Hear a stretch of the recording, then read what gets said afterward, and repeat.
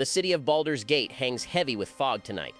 The lower city is a maze of damp alleys, half-lit lanterns, and dreams so cheap you can buy 2 for a copper and regret both.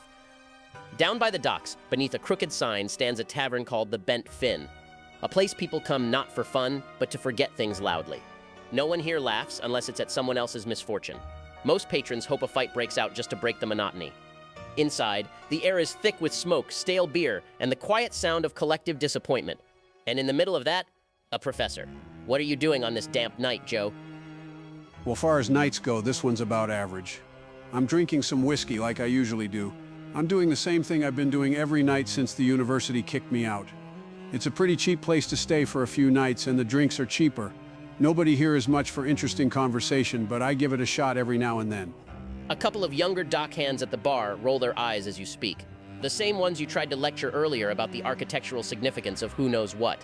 One of them mutters, "Nobody cares, Grandpa," as they push you out of your stool and walk away with drinks in their hands. You hit the floor with a dull thud, whiskey sloshing out of the glass and pooling around your coat. Patrons in the tavern take notice, but none care enough to give you a hand. The 2 dockhands laugh on their way out, one of them mimicking your lecture voice, the other shouting insults at you. The bartender gives you a single glance before swiftly going back to rinsing a chipped mug. You're left sprawled on the warped floorboard, staring up at a ceiling as you think to yourself, "This is it. This is the absolute bottom. Nothing could make this worse." Which means, naturally, the door opens. A dark silhouette pauses in the doorway, framed by fog and lantern light. He steps inside, cloak pressed, boots polished, eyes sharp. He scans the room, then he looks down at you on the floor. He crouches down next to you, Professor Bidewell, I presume. Who's asking? The stranger takes a whiff of your alcohol-soaked clothes. You smell like shit. Get up. All right, hold on, I'll reach up. Fingers patting the edge of the bar until they find my flask. I yank it down and use the bar to haul my sorry self upright. My knees pop and I take a steadying swig. I'll ask again, who is it I'm speaking to? The figure snatches the flask from your hand and ushers you outside. The Bent Fin barely glances up as he hauls you toward the door by your coat collar. I don't know what they see in you, but apparently you know more than your appearance lets on.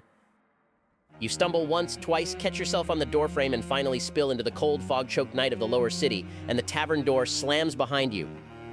The man adjusts his cloak, ensuring his mouth is covered as he speaks. I work for the Harpers.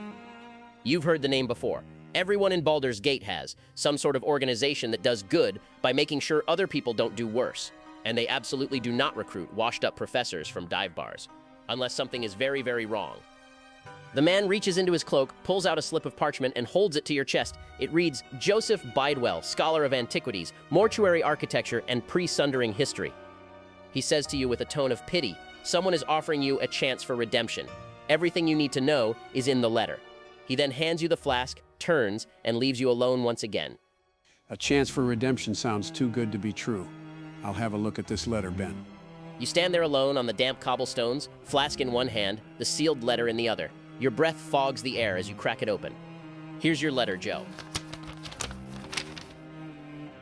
Professor Bidewell, I remember your work. I remember your curiosity, your fearlessness, and your willingness to step where others refused. Your fall from grace does not erase the value of what you once were, nor what you can still become. A force is consuming souls across Faerûn. I am among the afflicted, and time is slipping from me. I seek those who understand death not academically, but intimately. The Harpers speak highly of your experience. If you are willing, passage has been arranged on the morning tide. Bring what knowledge you still possess. Bring whatever strength remains. It is signed, Cinder Sylvain, and the bottom of the letter lists a dock number, ship name, and a phrase, do not be late. Every hour matters. This letter's a bit vague, but I don't see any better opportunities for me in this city. I suppose I'll take up this offer from whoever Sindra is. I better pack my things, not that I have too much anymore. You head back inside the tavern and up to your room. What are you packing?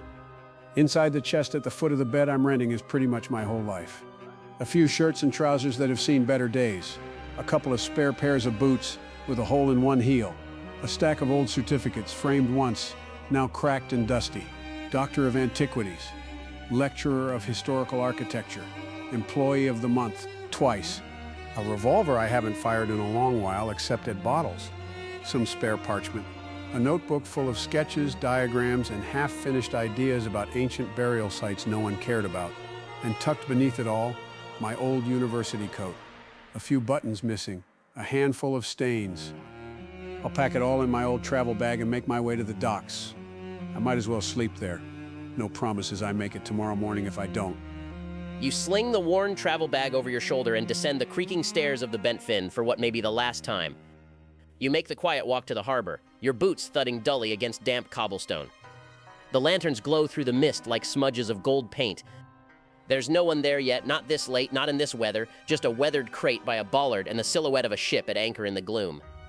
You drop your travel bag beside the crate, sit down, pull your coat closer around you and feel your eyelids grow heavy. And there, beneath the creaking rigging and the soft slap of waves against the hull, you close your eyes. A professor of antiquities, sleeping on cold planks like driftwood. The fog thickens, the ocean's tide pulls, and somewhere far away, a dying woman is hoping you chose right. Your journey begins at dawn. Let us now turn elsewhere. A bit further south, past the cloud peaks, there's snow dusted in morning gold. Past farms, hills, and noble estates, until the stone and smoke of Baldur's Gate are nothing but a memory. We are no longer in the lower city of Baldur's Gate. We are now in Athkatla, the city of coin. Jewel of Am, a land where coin is religion and reputation are life. We descend toward a building of white stone and blue glass, elegant, intimidating. A polished silver plaque reads, The Argent Concord, Arcane Consultancy and Purification Services, Head Office, Athkatla. Inside, everything gleams, floors polished, clerks wearing immaculate blue and silver uniforms, a faint smell of parchment, incense, and extremely expensive soap, and seated at a desk of black obsidian, signing paperwork with the flourish of a man who has perfected looking important, is you, Donald. What are you doing this fine morning? Well, Ben, I'm doing what I always do best, working hard. I'm writing up the final report from the Sarenhold estate, a high-profile contract. Old noble family, cursed jewelry, tragic inheritance situation, the usual. I handled it personally, of course. This had better earn me a promotion. I've been working my ass off recently. As you finish writing down the occurrences of your last contract, there's a knock at the door. Before you can respond, the door opens anyway. A senior associate steps inside, gray cloak embossed with the Argent Concord sigil, expression unreadable. He closes the door softly behind him, eyes flicking to the signed report on your desk. Donatello Trevane, he says, his tone polite but clipped. You're being given a new contract, orders from higher up. Another? I've only just completed this one. Who is it for and what part of town? The associate's expression doesn't change. His tone stays professional. It's not local, he says, and it's not one of our usual clients. He sets a sealed scroll on your desk, the parchment thick and no seal on the wax holding it shut. I'll open up the scroll and have a read, Ben. The scroll unfurls with a soft whisper, and the text is brief. Here is your letter. To Donatello Trevane, Argent Concord of Athkatla, a matter of grave magical consequence has arisen beyond the reach of Amun's usual authorities. You have come highly recommended based on your record of precision and discretion. Payment is guaranteed through my channels. Passage has been arranged under protection. You will find further instructions upon arrival. Signed, Sindra Sylvain. Very generous wording for something that doesn't even specify where I'm supposed to be going. Am I correct in assuming there was another letter the higher-ups received? The associate stands straight as a blade, hands still folded neatly behind his back. You're correct, he says. The original correspondence was addressed to the Concord directly. It contained more detail. The client resides in Chult. As in the damn jungle? The associate nods as he speaks. Apparently there are others who will be accompanying you on this contract, hired through other means. Your travel has been arranged through the harbor. You depart tonight. The Concord expects professionalism, a full report, and ideally, your safe return. He places a boat ticket on your desk as he turns to leave. As he does, even you can notice the beads of sweat on his face. Something to be expected when having to tell a man he has been assigned to venture into a jungle, not all return from. Your eyes linger on the ticket. Dock 4, berth 12, the Sable Dancer. Departure, 7 o'clock tonight. Destination, Port Nyanzaru, Chult. The word still doesn't sound real in your office. Chult. It doesn't belong here among ink pots and crystal decanters, among the faint scent of lemon polish and orderly success. It's a word that smells like humidity, rot, and mud. A word that ruins tailored boots and pristine robes. This is definitely not one of the places I would volunteer to go. If I don't get a promotion after this, we're really going to have some problems. I'll finish signing this report, any other small tasks I have, and then leave early for the day. If I'm going to have to spend who knows how long in a damn jungle, I'm going to make sure I enjoy my last meal on the mainland before I do. You finish your work for the day, button your coat, adjust your cuffs, and smooth back a strand of hair that dared to move out of place. You take the short walk to the Azure Chalice. It's quiet, refined, and the only restaurant in Athkatla where they actually know how to decant wine before bringing it to the table. The Azure Chalice sits on the upper terrace of the council district, overlooking the canal gardens. Blue glass lanterns hang above every table, and the waitstaff glide between them like clockwork. As you take your usual table near the balcony, the view spills before you. Sunlight on gold-domed temples, the chatter of coin counters, the distant hum of a city too rich to sleep. A quartet plays softly by the fountain, lutes and viols weaving an unhurried rhythm. I'll order my usual for lunch. Some glazed duck, potatoes, some greens. I'm always watching my figure, as you can all see.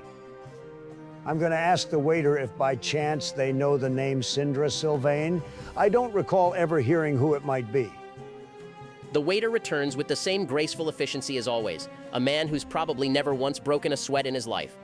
He sets your plate down gingerly, the scent of saffron and citrus glazing the air. I'll ask him for a fine wine I typically have and ask him, tell me, purely a curiosity, have you ever heard the name Sindra Sylvain? The man blinks once, the kind of blink that says, I know that name, but I don't want to sound like I gossip. Sindra Sylvain, sir? Why, yes, of course. An archmage in Waterdeep, wasn't she? A pity. Brilliant woman. Generous, too, from what I've heard. A pity? Did something happen? The waiter hesitates. Not long enough to be rude, but he is obviously a tad bit nervous and awkward. Yes, sir, he says. I believe she passed some time ago. I see. Well, thank you. No need to grab the wine, please. I'll finish my food, Ben, and head home. This is already getting a bit strange. Why am I receiving mail from a dead woman? Outside, the canal wind is sharp with sea salt, carrying the smell of coin ink and incense from the temple spires. You step into a carriage, the polished door closing behind you with a practiced click. The city moves past in a blur of white stone, brass lanterns, and reflection. You leave a tip and get off at your stop, heading inside your home. So, Donatello, what do you pack for a trip into a jungle you've never seen? I have my place pretty tidy, and that includes my clothes. I'll go to my wardrobe. It opens with the faintest hum of enchantment, a custom locking spell. First things first, 2 sets of reinforced travel robes, deep blue with yellow trim. Lightweight, weather-resistant, tailored, of course. Then a long coat with heat dispersal runes stitched into the lining. Expensive, but worth it. I take a smaller bag for my components, and I'll head to my office in a moment to grab everything sealed in glass files. No jungle humidity ruining my supplies. Some basic shoes, I suppose. I'll bring one nice pair, but I'll have to likely bring a pair of boots as well. I'll spend the rest of the day enjoying my last day in the city for who knows how long, and I'll head down to the docks when it's time. I'd best not be late, so I'll get there early. You take your time walking toward the harbor. Every step clicks sharply against the marble. For once, there's no assistant hurrying behind you, no clerk with a clipboard, just you and the faint hum of runes stitched in your coat keeping the evening humidity at bay. The docks of Athkatla are never quiet. Even at dusk, sailors shout over cargo chains, and the glow of enchanted lanterns paints the mist in shades of blue and gold. Ships of every design sit moored, sleek elven traders, Amnian warships, merchant vessels laden with silks and spices. And there, docked apart from the rest, is the Sable Dancer. You can tell immediately, this isn't a passenger vessel. No banners, no polished decks, no smiling attendants waiting to welcome wealthy travelers aboard. The crew are working men, shouting in foreign accents as they pack and move crates of salted meat, barrels of pitch, and plenty more supplies. As you approach the boat, you notice a few sets of eyes watching you with confusion, thinking that if anything, you might be lost. One of them, however, approaches you and asks, "You Trevain?" Yes, Donatello Trevain. Am I correct that... He cuts you off before you can continue speaking. He's obviously in a rush. He holds out his hand and simply says, "You got the ticket?" Yeah, here. He looks it over in an instant, paying little attention to its legitimacy, as he then tells you to come aboard. He quickly briefs you, bunks are down below, food is down below, bathroom is all around you, and you better get used to it for the next 2 or so weeks depending on the weather. Great. Can't wait. All this to meet someone who might not even be alive when I get there. You give the faintest sigh, adjust your collar, and step aboard. The crew move around you in a blur of motion, tying, hauling, cursing. None of them spare you a second glance. You're just another piece of cargo now, bound for a place most men avoid. The wind picks up, tugging at your coat. The sun slips lower, turning the harbor gold, then red, then black. And as the sable dancer groans against her moorings, ready to face the open sea, you can't help but think, if this Syndra Sylvain truly is dead, she's already better company than everyone else on this ship. With 2 travelers already on their way to a distant land, it gives us time to see how the story of another individual unfolds. It's a lovely day in the Weldath. Sunlight filters through the emerald canopy like slow-falling gold. The air rich with the hum of bees. A warm breeze stirs the moss, and a dozen small creatures scurry about carrying mugs. Today is the renewal of Rot, the yearly festival when the druids of the Emerald Enclave and the smaller circles of the Weldath gather to honor the endless cycle of decay and rebirth. Laughter echoes between the trees, children and a few pixies chase each other through glowing fungal rings, and a chorus of wooden flutes and drums drifts lazily through the grove. A massive fallen oak, centuries old, and now overgrown with moss and mushrooms, serves as the communal table. Upon it sits an impressive and mildly concerning array of fermented beverages, meads, wines, and brews made from every plant, root, and questionable fungus the forest provides. Dozens of druids, elves, dryads, and even a few talking animals mingle and drink beneath the trees. And somewhere along the edges of this lively, earthy celebration, just past a group of young acolytes dancing barefoot in sporelight, the sound of the bagpipes cuts through the flute music off-key, too loud, but still somehow joyful anyway. And the one playing the music is, of course, you, George. Tell us what you look like on this fine day. I'm standing on a small moss-covered rise with my hooves half sunk into the soil, just swaying with the rhythm. I know I'm not the best at music, but I like to think I'm improving at least. My horns are small and curled, nothing impressive, but I've wrapped little strings of dried flowers and bits of colored thread around them. Thought it looked festive. I've got my satchel on me, filled with druid supplies that I always carry just in case. I made sure to pack some extra stuff just to help with the festivities as well. I finish my tune with a grin and a puff of air, letting the last off-key note wander into the trees. I grab my drink from a nearby stump, take a generous gulp, and look over the crowd. All the laughter, all the color, all the life. A few folks clap, a few groan, but all that matters to you, Gallus, is that you're enjoying yourself on this day of celebration. For a moment, everything is perfect. No duties, no lessons, no lectures about appropriate use of spores, just you, your grove, and the sound of the forest laughing with you. Then, a familiar rustle, that subtle shift in the crowd that only happens when people who outrank you are approaching. 3 elders move through the celebration, slow, steady, unmistakable. Even the sprites hovering near the drink table stop their game of tag long enough to bow their heads as Elder Valora Mossbloom passes. She's smiling, but it's the sort of smile that says something's coming. Gallus Bramble, she calls over the music, her voice smooth and calm. Might we steal you for a few minutes? You can feel a few friendly pats on your shoulder from nearby druids, the kind that say, good luck, you're in trouble. Again. I'll look at them a bit nervous and say, Elders, always a pleasure to see you. I don't believe I've done anything as of late, have I? Valora raises an eyebrow, the faintest smile tugging at her lips. Relax, Gallus, you're not in trouble. This is something different. Walk with us if you would. Well, if you insist, I'll sling my satchel over one shoulder and walk with the 3 of them, Ben. Were you serious about me not being in trouble? Was it the snacks I made for the festival? Valora chuckles quietly, brushing a fern aside as the 4 of you emerge into a smaller grove. Older, quieter, where the ground is carpeted in pale mushrooms and the air hums faintly with natural magic. Gallus Bramble, she begins, with that calm tone of someone trying to sound gentle but firm. There are times when the balance of nature shifts in places far from our own roots. Times when the Enclave must act not simply to tend the Weldath, but to protect the world beyond it. She continues, her voice measured and kind. The Harpers have reached out to the Emerald Enclave. A sickness is spreading across the world, and they seek the counsel of one trained in the balance between life and death, one who understands decay, not as an end, but as part of nature's cycle. Wow, this sounds very interesting. Will I be traveling somewhere? It might do me some good to get back out into the world and do some exploring. Valora exhales softly, that tiny smile returning not out of amusement this time, but resignation. She glances at the other 2 elders. Aaron offers her a quiet shrug that says, better you than me, and Root Speaker Tharn scratches thoughtfully at his mossy beard, clearly avoiding eye contact altogether. Yes, Gallus, you'll be traveling quite far, in fact. Oh, excellent. I've been telling everyone we don't get out enough. Maybe somewhere temperate this time? I could actually use a bit of a tan. And I can still help people, of course, you know? Valora looks more and more uncomfortable before Root Speaker Tharn speaks up for her. You'll be traveling to Chult Gallus. There is a boat arranged in the town of Mostone set to leave in 2 days, and the Harpers have already given us a ticket to provide you with... Chult? That's down south, isn't it? Jungles and ruins and all the lizards with the big teeth.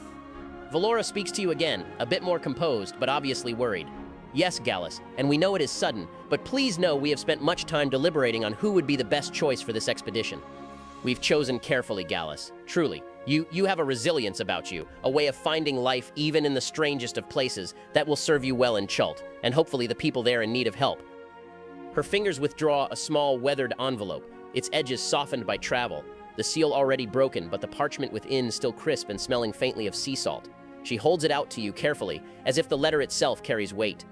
This was delivered by the Harpers 2 days ago, she says softly, addressed to the circle, from the one calling herself Sindra Sylvain. She is the one the Harpers serve in this matter. Her eyes flick to the others. Aeron and Tharn both look uneasy, then back to you. You should read it. It will explain more than we can.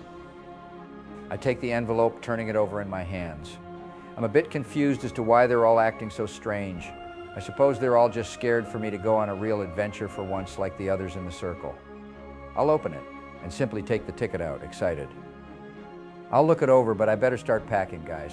Thank you so much for the opportunity.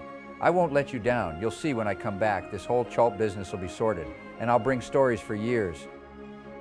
The letter flutters slightly in your hands, but what catches your attention isn't the solemn words written within, it's the ticket tucked between the pages, marked with a wax seal of blue and silver. You hold it up to the sunlight filtering through the canopy, eyes gleaming.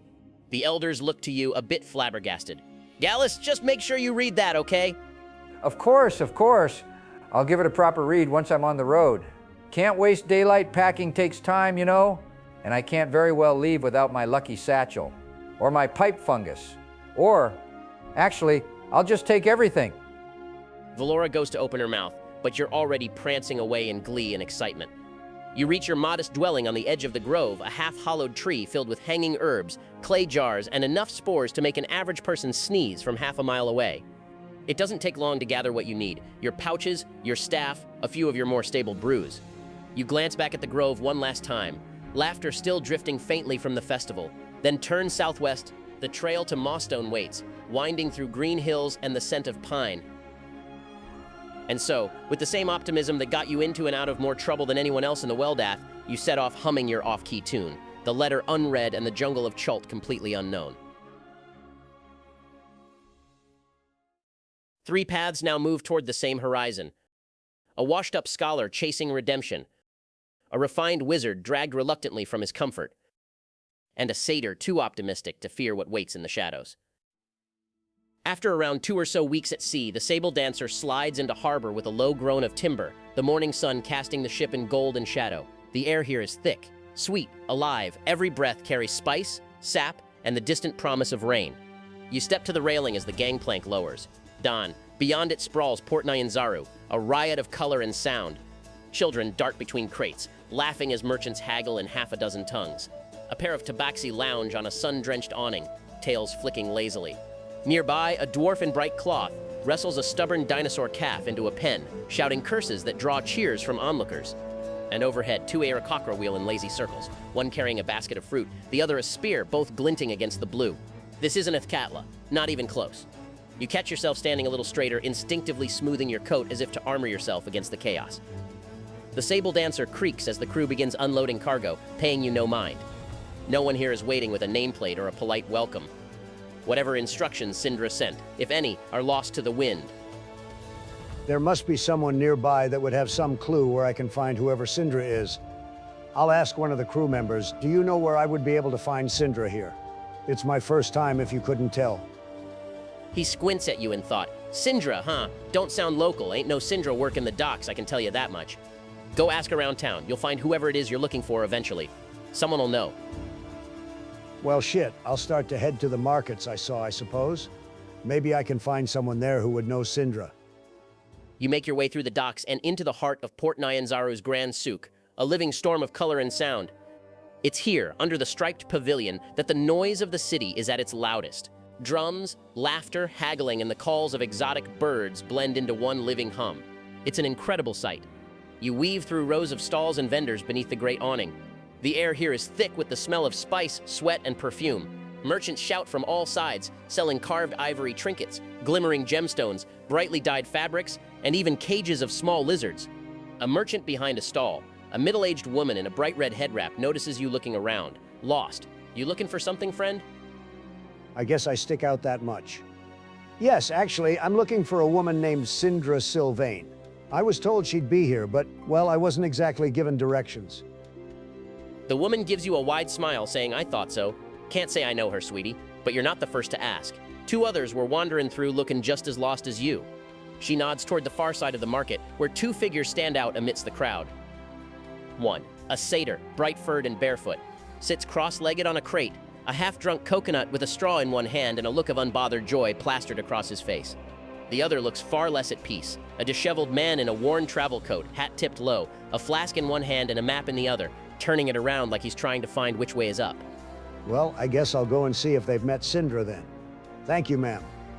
You turn to thank her, but the stall is empty. The bolts of cloth she'd been arranging flutter slightly in the breeze, and a single mango rolls lazily across the counter before thudding to the ground. A man shouts nearby, snapping you from your daze. "Fresh fruit! Come get some fruit!" And suddenly the world rushes back in. Who in the world was that woman? This place is already strange. I'll go up to the 2 people she pointed out and ask them, are you 2 also looking for Sindra? I hope so. Gallus and Joseph, you 2 have been here in the city for an hour or so. Both your boats arrived at roughly the same time, and you were lucky enough to meet each other at the docks. After some telling, you both made your way to the Grand Souk. You are now graced with the presence of another traveler, dressed in a fine cloak with polished shoes. Yeah, bud, we are. Safe to assume you don't know where to find her either, huh? Unfortunately, I don't. Were you 2 both given a letter and asked to come here as well? It's a pretty ominous thing, considering all I was told was something about it being a grave situation. I'll pull the letter out of my pack. Yeah, I got one too. Mentioned something is consuming souls. Not too sure how to take that. Consuming souls? My letter was definitely more vague than that. My name is Donatello, by the way. Donatello Trevain, sailed here from Athkatla. I'll reach a hand out to shake his, and then the satyrs. I'll shake his hand and say, name's Joseph Bidewell. I'm coming from Baldur's Gate. Gallus Bramble. I'm a druid from a circle in the Weldath Forest. Not too far from you, actually. I'll remember that I never actually read my letter, Ben, and pull it out of my bag. Whoops, forgot I had this darn thing. What do you mean? I actually never read mine. Ain't that something? You're telling me you came all the way here and didn't even read the damn letter? Well, that explains why you look like you're here on fucking holiday. Do all emissaries of the forest travel with tan lines? I'll give my letter a read now, finally, Ben. I'll read it out loud so they can hear it. Here's your letter, George. To the esteemed circle of the Weldath, I write to you not as one who seeks counsel, but as one who has little time left to offer it. A curse has taken root in Chult, one that steals the souls of the dead and drains the life of those once returned. The balance of the natural order is unraveling, and I fear the consequences will reach far beyond the jungle. The Harpers have rallied what aid they can, but the land itself resists us. I ask for the aid of your circle, for one among you who knows decay not as corruption, but as a vital truth of life. The jungle suffers, the dead cannot rest, and I too feel my time slipping away. Wow, you guys were right. This is some pretty funky stuff, huh? We're gonna fucking die here. Could be worse. At least it's sunny out. As Gallus finishes reading and the 3 of you conversate, a shadow slips between stalls, quiet but deliberate. From behind a spice cart, a tall tabaxi steps into view, fur dark brown with faint bronze undertones, eyes like polished amber. He's cloaked, travel-worn, but every motion is precise. There's a staff strapped across his back. It's wood, pale and wrapped in faded cloth. He doesn't speak at first. He just looks at each of you in turn, lingering on the letter in Gallus's hand. Come on in, Barak. What's up, Barry? Glad to have you here, Barak. Glad to be here, boys. I'll say to the 3 of them, you are the ones she sent. Follow me. Quickly. I'll look to the other 2 a bit skeptical, but I'll follow him. Same here, I guess. He must have been sent here to bring us to her. You move after him, weaving past stalls overflowing with tropical fruit, carved masks, and shimmering fabrics. He cuts sharply down a narrow alley between two tall buildings painted sunset orange and deep sea blue, their walls covered in murals of giant dinosaurs and Chultan heroes. The canopy overhead shifts, bright market awnings giving way to hanging vines and the flicker of torches. Barak, you stop in front of a heavy wooden door set into a shaded stone archway. Do not draw attention. She is vulnerable. I'll knock in a pattern then. There's a scrape of metal from the other side, a quiet murmured voice, and then the door opens inward with a hiss of cool air. Inside is a dim, incense-scented chamber lit by oil lanterns. The walls are draped in green and gold cloth. A single table stands near the back, beside a cushioned couch. On that couch, wrapped in a dark cloak, sits a woman. She is wrapped entirely in silk and layered robes, deep purples, muted golds, and pale blue. Every inch of her skin is hidden, save for thin, delicate fingers clasped in her lap. Even those look slightly too slender, too fragile. Covering her face is a smooth metal mask, silver with faint engraved lines, expressionless and solemn. When she speaks, her voice emerges from behind the mask, weak but steady. Welcome. I am Sindra Sylvain. Forgive the mask. My condition worsens. I hide it so as not to alarm the unprepared. Her hands tremble just once before she stills them. Please, sit. I am grateful you answered my summons, and we have little time. I'll quickly sit down, Ben, and gesture to the couch as well for the other three. I'll take a seat, Ben. I'm going to have my hand over my holster as I sit hunched over, just in case. I'll hop onto the couch and lay back. My coconut is empty at this point, so I'll start spinning it like a basketball on my fingers. I'll sit in one of the armchairs by myself. I'll have my suitcase by my side as well. Sindra speaks as you all sit down. I will not waste your time. The curse that afflicts me afflicts all who have been restored to life by magic. My body fails me, piece by piece. Soon even breath will abandon me. This curse has been referred to as the death curse, and my contacts in the Harpers have learned that the cause of the curse is some sort of necromantic artifact called the Soulmonger, and it is somewhere deep in the jungle. A soulmonger? Is this some kind of joke? This sounds like some supervillain stuff. I assure you, this is no joke. Sindra briefly pulls up one of the sleeves covering her hands. You see decay and rot. So you are dead. I had heard you died not too long ago. But how are you here, and dying again?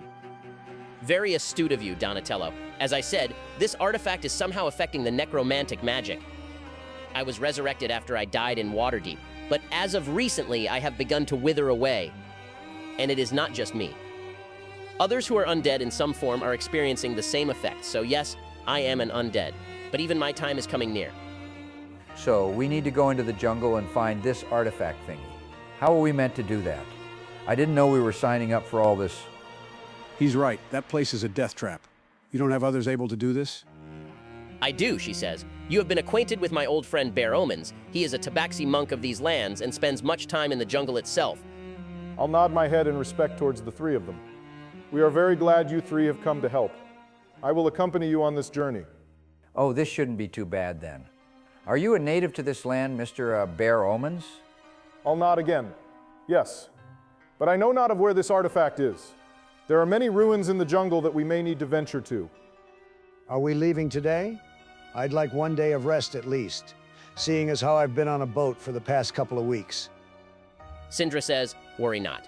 Although time is of the essence, I would not ask you to all come this far, only to send you into the jungle so quick. Sadly, I have only arrived here recently, and have not been able to find a reliable guide yet. Before the four of you begin your treks, I highly recommend you find one. You say a reliable one. Am I correct to assume there's a large number of guides here just looking for an easy payday? Yes, and they will have no problem abandoning you all after payment. Thankfully, I have assembled a map with the help of charts, logs, other maps, and more, containing all of the information I know and was able to learn about the region. She hands you a map, Barak. It is marked with named locations on the outskirts of Chult, including mountain ranges, port towns, rivers, and more. Please take care not to lose this. I'll pass the map around so the others can also have a brief look at it. You have my word, milady. Will you be staying with your friend still? Her friend? Yes, I am friends with one known as Wakanga Otamu. He is one of 7 merchant princes who rule this city.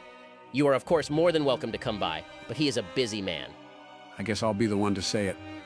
I'm glad to have a map and all, but do you happen to have some form of payment up front? Really? Hey, I didn't exactly come here with a spending allowance. Don't be surprised when you hire a man who was unemployed, has little to no money. Fret not, she says. I assume some of you may not be well off financially. She places a bag into each of your hands, jingling with coin. Please, take your time getting to know the city today, and as much as you need finding a good guide, this may even be a good opportunity for Barry to explore. I know you don't come into the city much. She laughs quietly, which turns into a raspy cough. We will get rooms, my lady. Please go rest. Sindra rises slowly, one hand braced on the couch, the other clutching her cloak tighter around her thin frame. The lantern light glints off her silver mask as she moves toward the back door, her steps soft, uneven, but dignified. Just before she disappears through the archway, she turns her head ever so slightly back toward you. Thank you, all of you. May the gods grant you strength for what lies ahead. She slips into the dim corridor beyond. The door closes behind her with a soft click, leaving you alone in the incense-filled quiet. For the first time since arriving in this chaotic, vibrant city, there is silence. A map rests on the table. 4 bags of coin weigh down your hands. The air smells of spice and smoke and distant ocean wind. And outside, Port Nyanzaru roars with life.